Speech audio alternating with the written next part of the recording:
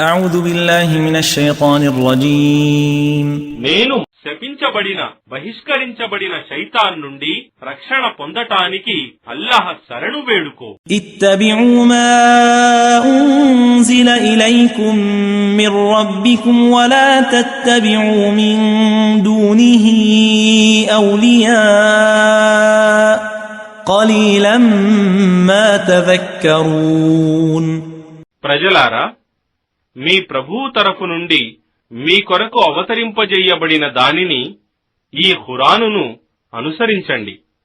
మరియు ఆయనను, అల్లాహ్ను కాదని ఇతర స్నేహితులను, సహాయకులను అనుసరించకండి. మీరు ఎంతో తక్కువగా ఈ హితబోధను స్వీకరిస్తున్నారు.